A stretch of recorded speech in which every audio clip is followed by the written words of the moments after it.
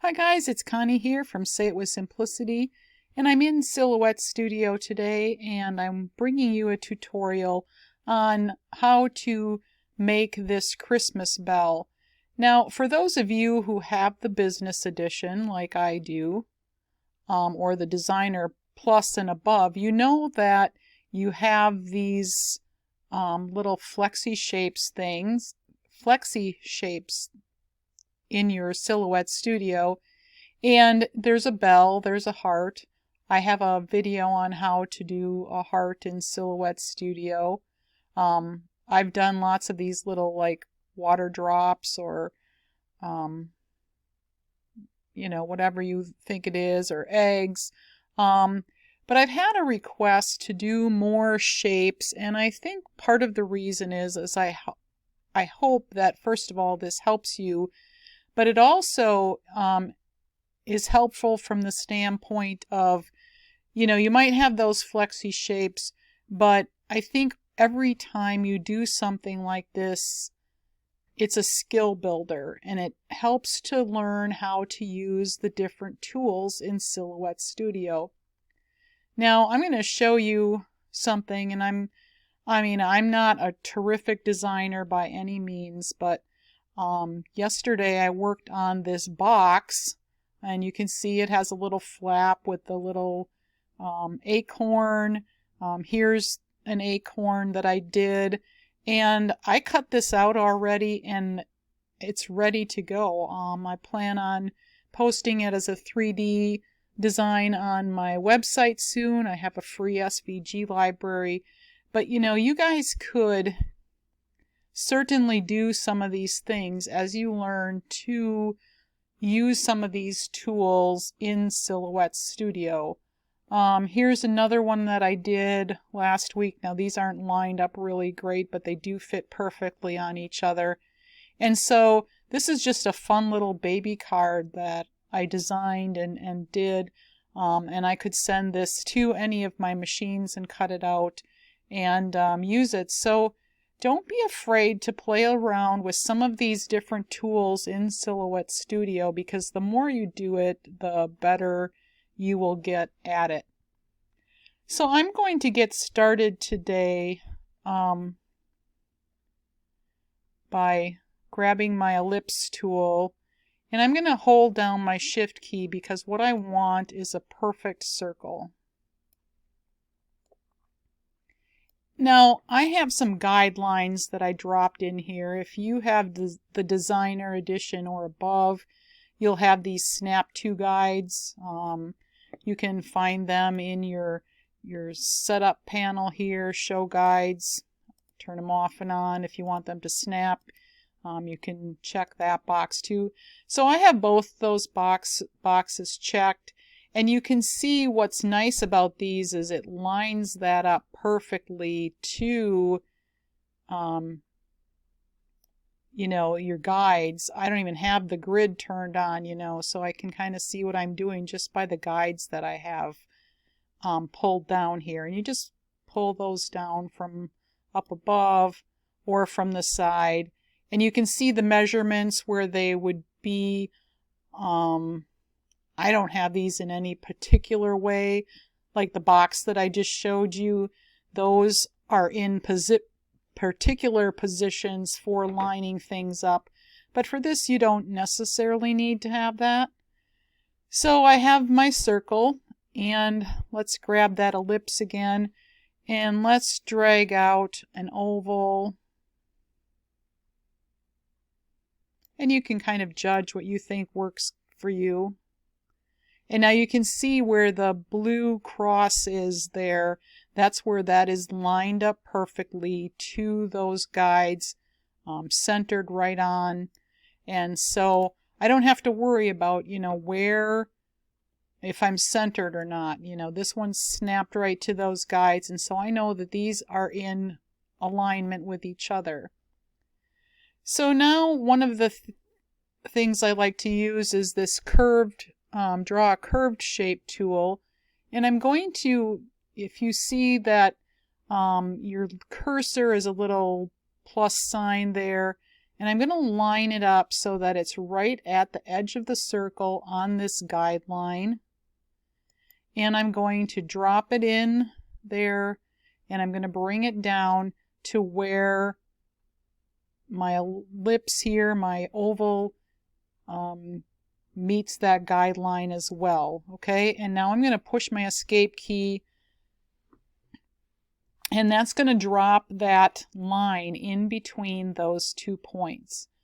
Now, because that's a curved shape tool, if I click on that and grab a point, there's going to be a little blue box here, and that is the curve handle for that line. And I'm just going to kind of curve that line a little bit.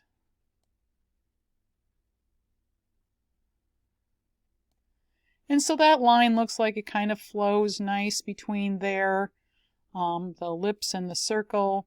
And I'm going to click on this again, and now I'm going to hold down my Shift, my Alt, and my right arrow key, or your end key, all at the same time. And when I do that, it's going to reflect another line just like it on the other side, and I'm going to drag that line and let it just kind of snap to my points like I did before. And it doesn't have to be perfect. So now I'm going to go ahead and I'm going to drag with my mouse, left click, drag all across everything, and I'm going to right click and make compound path. And now you can see if I try to, color that in, the only shapes that are solid are my circle and my ellipse. But that's okay. Now the magic starts to happen here. Go ahead and double click, and you go into that point editing panel. Now I'm going to grab one of those points. You can see as you move in on this, you get a little box, and I'm going to click on that edit point, and I'm going to break path. Now when I break the path, I get a little circle dot, and see those lines that I made before, they're those little circle ends too, because there's no path, connected path there. So I'm going to go ahead and I'm going to break that path, and you can kind of see what happens. Now if I went here to my color again, now all I have is my ellipse. That's a connected path. So let's go ahead and we're going to double click here again, and I'm going to start deleting points. I'm going to delete this point, and now that throws it over to this point. I'm going to delete that one, and now you can see when I click on this, I have like those little red circles again. And all I need to do sometimes is, if they're close enough, you can just click on them and they'll slide right together. And that's what that one did right there. And that's what that one did right there. Now this is starting to be a path. But we're not all connected here yet. This is just all that we have is the ellipse here.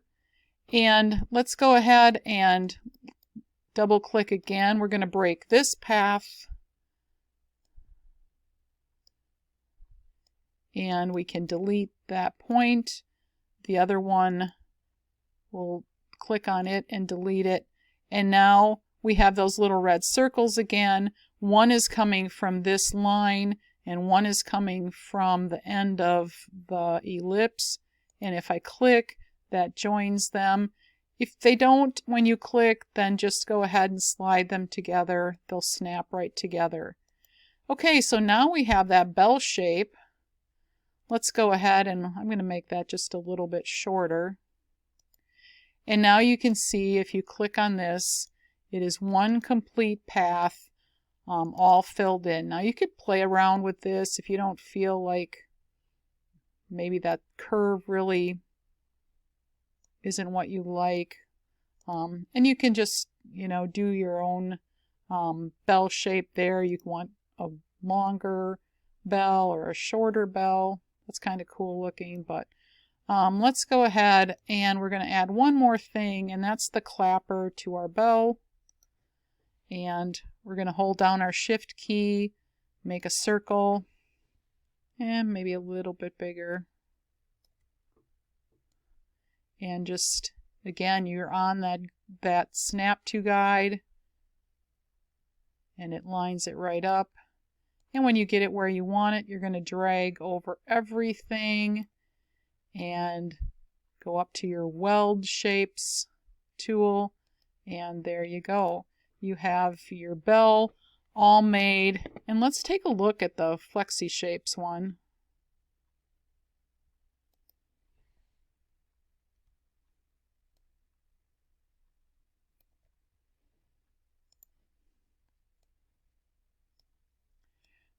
And so, yeah, you can, like I said, you can double click on this now and you can use the handles to move them around. If you're worried about it being, completely symmetrical, you can always slice it with the knife and then mirror another one on the other side and put them together. But yeah, that's it. Super easy. Fast. Once you do these, you'll be, making them all over the place. And then, of course, you can use your subtract function, to kind of make those look like they're overlapping. Here I welded those together for that background. And then I made a little bow thing to go on mine.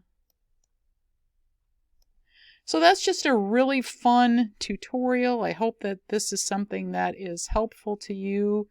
I love these guides. They're something that I use a lot. Sometimes it can kind of get annoying if you have them on and you don't need them. So then you just go to your panel and you can turn them off. And now you're all set. You can save this as your SVG or use it for design.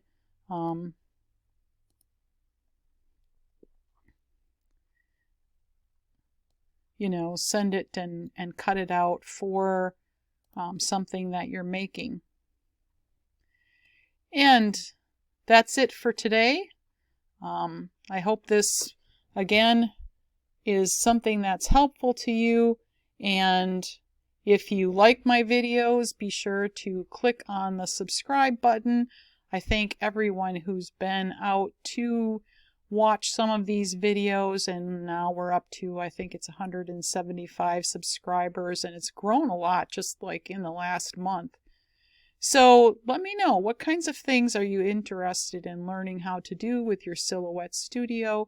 Because it really is a great program, and there's lots of wonderful things that you can do with it once you learn how to and use some of these tools. So thanks for stopping by today, and you have yourself a great day. Bye now.